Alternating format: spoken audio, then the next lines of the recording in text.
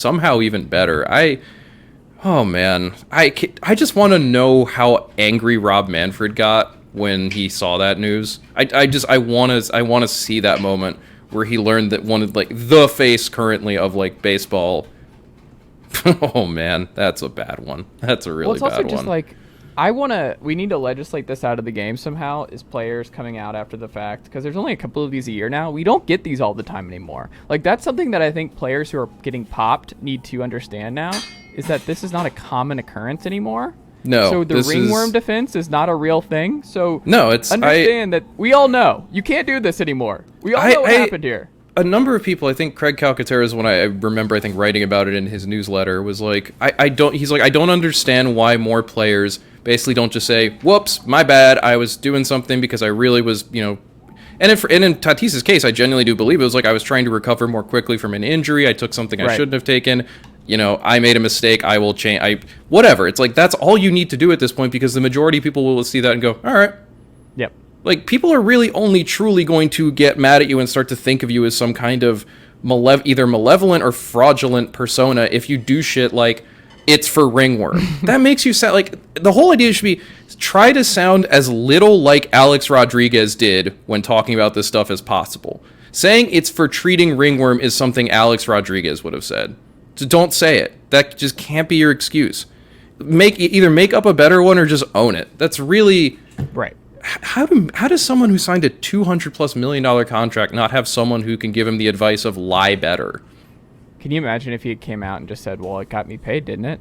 Seriously, I mean, that'd be really funny. The full-on villain mode right there. Yeah, I don't like I realize I just did this actually. I don't like PED discourse generally, because it just turns into kind of scolding and morality. So it's like, I don't care. Like, these guys are taking it because they want to be better at the sport that can make them life-changing sums of money. Like, not every guy is going to play by the rules. There are procedures and things in place to stop guys from doing that stuff. I don't really want to judge their moral core because they did this, whatever, they're baseball players. It doesn't matter. People are always going to try and bend the rules. Like, this is exactly not new. People are going to take steroids forever. It doesn't matter. It is always going to happen, because when you incentivize the sport to the degree that you do, you're going to end up with people willing to do literally whatever they can to reach the peak of it. Like, what I do find interesting, though, is one, the reactions from both Mike Clevenger, who is a renowned ass in so many degrees. This was wild. And an expert in showing his ass was like, we just have to hope he makes best of second chances. Like, of all the people to be saying this, the other one I really loved was AJ Preller complaining about how there doesn't seem to be enough trust between Preller and Tatis, or between the Padres and Tatis. I'd be like, that is absolutely rich coming from the dude who allegedly had an off the books injured list essentially while on the team. Yeah. To deceive other teams when it came to trades, so they didn't have to share injury history. Like, come on, guys. Like, really, let's not pretend this is anything other than it is, which is, guy took this supplement or whatever it is exactly, whatever clobazole, whatever it is. I can't pronounce it. Yeah. It's funny because it sounds enough like the ringworm medication clobazole that there was, for a moment, I was like, maybe this is actually plausible. And then Tatis's dad was like, no, it's not that. You're going to the team doctor. You're just going because that's an easy thing that you go to the team doctor and you're like, hey, I have ringworm. Can y'all prescribe me the basic medication that you guys obviously have to treat ringworm? It's not like an uncommon athlete affliction, ringworm. Exactly. Like, these guys are surrounded by the most disgusting substances on earth. That's not a thing. For a minute, when it said ringworm, I initially read it as heartworm, and I was like, Fernando, you're the stupidest person on earth if you're going to try to get people to believe that you're an 11-year-old golden retriever. Like, I almost tweeted something to that effect before realizing they said ringworm instead. But but like with the Tatis stuff, like, it's just the more interesting thing to me is just like, whatever his reputation is going to be after this is going to be whatever it's going to be. Like, as we've seen before, like, one steroid test does not damn you it like does not result in eternal damnation so long as you play the part going forward. Like, David Ortiz is the obvious example, even though there is no actual proof that he failed a steroid test. I'm obliged to do that as a homer. Mm-hmm. But there is plenty of time for Tatis, as young as he is, to win people back and, improve his Well, see, that's the reputation thing, and is, say like, all the right I don't think things. he lost any people, right? Like, I think people who are older, like I mean, the older sports I writers, they're out. Like, he's out. Like, if they were well, there's always going to be like the Tom Verducci group that is like the second the word, the words failed PED test show up for a player, he's out. Like, they're never going to trust him again. He's persona non grata. He did the worst thing you can do in baseball aside from gamble on it, at least in their eyes. Like, I think there are going to be some Padres fans he's going to lose, particularly if the Padres don't win the World Series this year, which is not to say like he is the difference between the Padres winning the World Series or not, but that also isn't to say he very well could be the difference between the Padres winning the World Series or not. He very well could have come back, had a ludicrous September and October, and if not single-handedly carried them to the World Series, at the very least he was going to play a very, very large part in it if he was healthy. And based on how he was playing in rehab games, he certainly seemed healthy. So I think they're definitely going to be this is not the first time. Like, this, he had the motorcycle. Like, what was his answer when he was like, which one? When they asked him about them. Yeah, and also there clearly seems to be an issue here where Fernando Tatis Jr. is, I'm going to sound like everyone's dad, but he's cruising for a bruising at this point. Like, he keeps making bad, dumb decisions. Manny Machado was somewhere like, look, I tried to tell you guys. Like, Manny Machado was like... Machado's got to be there like, I got crucified for not running out a ground ball once, and this dude's out here with a motorcycle accident and steroids within 6 months of each other. That's really impressive. But, like, that's the thing. Like, forget the steroids as a moral thing. I think it just shows that Manny Machado, that Fernando Tatis Jr. seems to make really bad decisions and then doesn't know how to cover up those bad decisions, which is a sign of someone who isn't particularly bright when it comes to this stuff. Like, that has to be a concern for the Padres at this point. Like, is this dude just and kind he already of got a his money. shithead? Like, it's guaranteed. Like, that's the other problem. And he already got his money. And, like, on the one hand, if Fernando Tatis comes back and is still kind of a dumbass, but at least, like, plays like Fernando Tatis Jr., and the steroids truly didn't seem to have there didn't seem to be any difference between pre-steroid and post-steroid Tatis, everyone will be fine. It'll be an awkward like marriage going forward, but everyone will be fine as long as he produces and matches the contract.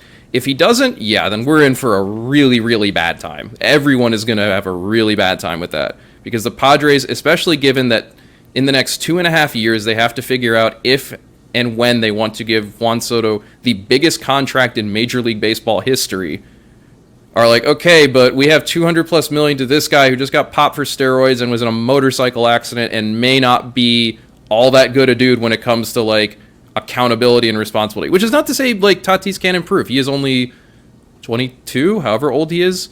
He's been a super prospect since he was 18. He's the son of a major league player. Like, he's the face of not just the franchise but also baseball as a whole. 23. I got to imagine his ego is probably the size of a small planet by now. Like, that shit happens, and that is understandable. It's just the focus from here, I imagine, just has to be like, okay, man, we get it. You're great, but, like, don't screw this up. Do not screw this up. Like, you do not want to screw this up, because you are, again, like, this is, and it's going to be really weird if this ends up being the path of his career, unintentionally or otherwise. Like, when that dude came into baseball, the immediate thought was, it's A-Rod again. That was that feel, right? That it was new A-Rod. He did all the things A-Rod did brilliantly at his prime. And not only that, but he was exciting, and he's throwing the ball 97 miles per hour at short, photogenic. Like, he's a superstar. He knows how to play the media. Yeah, like a new A-Rod essentially. And well, he definitely made his first mistake, or at least was caught in his first mistake earlier than A-Rod was when it came to the steroid stuff. And I guess that's the thing. Like, you almost wish the two of them could sit down. Maybe not so much talk to each other. They would kind of need a translator, because A-Rod just kind of goes on in like weird business speak. But we don't know if he was like that early on. Yeah, but like I said, it's like, just don't do what A-Rod would have done. Think to yourself, what would young A-Rod have done in this situation, and do the immediate opposite of it when it comes to, at the very least, off the field decisions. If not, should I put this like supplement or pill in my body? Despite the fact that it's very much against the rules. Like, Derek, what did you think of all of that? Yeah, I don't want to be like, what would Derek Jeter do? Because who cares? Like, he's a weird, mopey, boring weirdo. But that's not even. Oh, like you've heard 10 times worse from me on this subject. But like, I've tweeted 10 times worse than that. But anyway, it just came out, sir. It is worrying about Tatis, so it does make me worry. Like, these are not just bad decisions, they're dumb decisions. And that's the concerning part. It's like, you need to be smarter than this, or otherwise this is not going to work out, my dude. And this is not a career that should have that happen to it. Well, the thing is, like, there's no foresight, right? Where I think No. that's where A-Rod would come in, where he's like, dude, I promise, like, I would love to be in the Hall of Fame, but I have no path to the Hall of Fame. Like, A-Rod, Nope. I think, talked about that this week, where he was like, if I could do it all over again, I would, make these adjustments. Like, it was stupid. Like, A-Rod was going to be a Hall of Fame player no matter what. Like, he was that kind of player right away. Yeah, it's like, and he's like, it's like, and Tatis already looks like he could be on that same track. Right. Or at least did. And, like, I also, like, who knows what he's going to look like after this? There's really no way to account. Well, Like, we don't the steroids. The injury stuff's real. Where it's like his the injury stuff is real. He might be an injury-prone player, and that might just alone derail him. Yeah, I mean, this might be. I mean, he might be closer ultimately to someone like Nomar Garciaparra, bless his soul, than he would be to someone like A-Rod. And not much is, that's certainly not a bad career by anyone's stretch of the imagination. Nomar had a wonderful career. It's just, again, and not to tie it to like the personal fortunes of the people who own the Padres, but $200+ million is now tied up in the whole future of that franchise was tied up in his one person. Yep. From 2021 essentially onward. Like for the next this was supposed to be Fernando Tatis Jr.'s decade, both with the Padres and with MLB. I mean, aside from Bryce Harper, who is the other like forward-facing MLB star you see in advertisements? Aside from local guys in local markets. Well, going forward, who do you think is next man up? If you like remove Tatis now and he's out and you're not marketing him next year, like who are some early contenders that could fill the void? Who makes sense? I mean, Soto's certainly. I mean, yeah, I think that'd especially be awkward, if the same team. I think Soto's a guy. I mean, it depends on how much he would want to do that because I mean, obviously the easy answer is Ohtani. I guess that would be the other guy we've seen would be Ohtani as part of as one of the forward-facing MLB guys. Obviously, there's a language barrier with him and to a certain degree with Soto as well, but still, like they are the best players in baseball by a lot in a lot of ways. Aaron Judge Gear up is for Michael Harris, man. Aaron Judge being the other one, especially because Judge is going to sign an enormous contract this offseason. So, but yeah, I mean, it's a small group of guys that you can think of where you're like, these are the faces that MLB has. Tatis was one of them. He is not for the foreseeable future. It is, because that's the other thing, like, people will forget, people will forgive. Like, I don't think anyone's necessarily going to hold this over Tatis forever unless he either doesn't change and does it again or is a shell of himself, and then people are like, well, I guess that answers that. But there are definitely going to be people who are not going to forgive him. And there are definitely going to be fans who for the rest of forever are going to be like, steroids, cheater. Like, especially if they go down in flames this year, where it's like you made this all-in move for Juan Soto. Especially if the Padres do not win this in this postseason, he is going to have to answer a lot of questions when he comes back about all this stuff. It is going to hang over him until it does not anymore, and that's part of it. It's like, how eager is the league or anyone else going to be to want to have him as the face if it's like, oh, the black cloud constantly hanging over the Padres in the form of Fernando Tatis Jr. I mean, I think it's awful. I hate it. I just hate it. Yeah, and I think he's meeting with the team and players later this week. But like, I don't think it's going to be an easy road back for him because, like, if you read the direct quotes from Musgrove and Clevenger about him, they were harsh. Like, baseball players don't talk about their own teammates. Like, they do not. Like, I remember when we were talking about the Clayton Kershaw Matt Olson thing. Like, to hear Kershaw say, even as veiled as it felt, it was like you don't hear that. Like the way Musgrove talked, Freeman. Yeah. Yeah, especially the quote, like I said, that Clevenger gave, which was two-faced as hell, but at the same time, like, usually I have them in front of me. I'll read them both. Usually don't air guys out like that. For sure. And I'll read these out just for the listeners who, if you did not see it from a couple days ago. Clevenger said, quote, to Dennis Lynn, quote, "It's the second time we've been disappointed with him, and you hope he grows up and learns from this and learns that it's about more than just him right now." Joe Musgrove also said, quote, "He's a young kid. He's going to learn his lessons or whatnot. But ultimately, I think you got to start showing a little bit of remorse, and you got to start showing us that you're committed to it and that you want to be here." I think there is a real those are not good quotes. And like, granted, steroids is one of those things where with major league players, they are by and large despise steroids, particularly pitchers. For some, I remember hearing like Justin Verlander hates steroids and he thinks steroid guys are the lowest of the low. So like, I think that's probably part of it too, is like these guys do not like steroid users at all. That's the other thing. This is a black mark on him just within the league. with the players around him too, unless he really, and it also just sounds like someone that the players around him, they don't seem to particularly like him. Right. Or and like so it's the young guy, like it's just he rubs a lot of people the wrong way. The brash young dude who they gave, who got who got more money than most of these guys have combined for in their lives before he turned 20, before he's old enough to rent a car. I can understand how that's like, and he's flashy. I shouldn't say flashy. That's not the right way to put it. He plays in a very flashy way. He just dresses in a very flashy way. He is in commercials. He is in advertisements. Like, he is one of the faces of baseball. Like, yeah, I'm sure there are a lot of guys in that clubhouse who are probably feeling a little extra not happy with him at this point. It's. I do wonder that too, at least from a clubhouse chemistry perspective, because that stuff is real. That stuff does matter. Like, what is this going to do to the Padres going forward? Like, granted, Tatis won't be there for the rest of the year. I'm sure he'll come, he'll do his apology, he'll talk to his teammates, and then he'll probably pop up here and again. But it is something they have to figure out, especially ahead of next season. And it's something they especially have to figure out, given that, again, they have to make a really big decision on Juan Soto at some point in the next 2.5 years. They already have to start making a really big decision on rotation options, given that they no longer have Mackenzie Gore going forward because of the Soto trade. Yu Darvish is going to be a free agent, and so is Blake Snell. There's one more year left on Mike Clevenger's contract, and he hasn't really fully looked like the same guy he was before Tommy John surgery, and really since he was in Cleveland.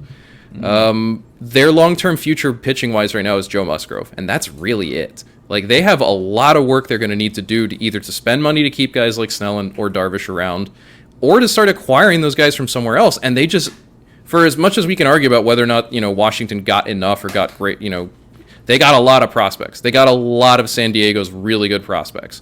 They got the guys that would have been used for, otherwise to acquire a really big pitching target. Granted, they got Soto. That's awesome. There's literally no better acquisition you can make than Juan Soto. But the Padres have a lot of tough decisions in front of them, and Tatis just made their decision-making process way, way more difficult and way thornier. And that is not something I think that anyone in that franchise, player, front office, coach, anyone is going to be obviously they're not happy about it, but I don't think that's something they're going to be slow to forget either.